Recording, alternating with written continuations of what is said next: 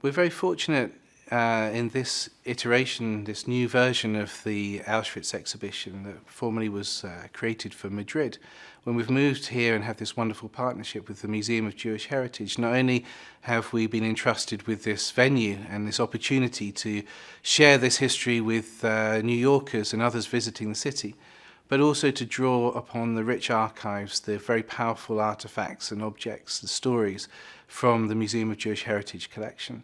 And one of those, which has deepened and enriched and made even more powerful our exhibition, is a blouse that was owned by a young woman in a ghetto just about 60 miles or so north of Vilnius in Lithuania, German-occupied Lithuania.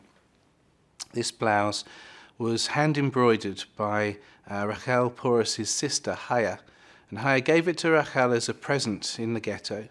And I think it posed for me a particularly interesting, challenging, difficult curatorial problem, because where do you place this blouse? I mean, is the story we want to tell the story of the ghetto, of this sisterly love and this present that's given? That's powerful.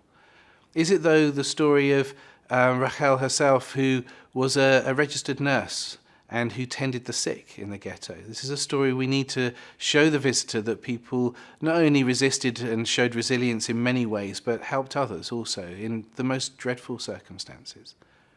Or is the story of this blouse the fact that on the liquidation of the ghetto, the family, along with others from that ghetto, were sent on a train towards Vilnius, but actually that was not to be their final destination.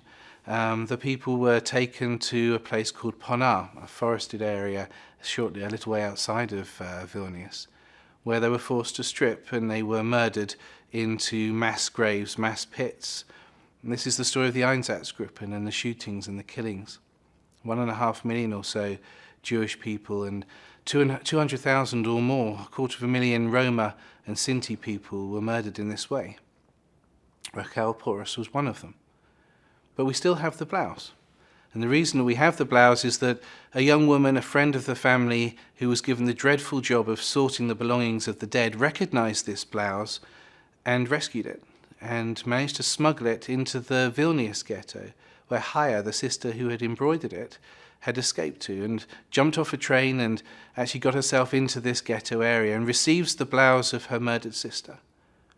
Is that the story we tell? Or is the story that Haya herself was wearing this blouse when she escaped from the Vilnius ghetto and joined the partisans in the forests, one of 30,000 Jewish partisans who fought the Nazis from the forests of Eastern Europe, and wore this in memory of her sister and carefully stitched and repaired it during those years of combat and resistance. And now, of course, that memory that she kept alive is something which we try to do justice to and to tell again inside the Auschwitz exhibition.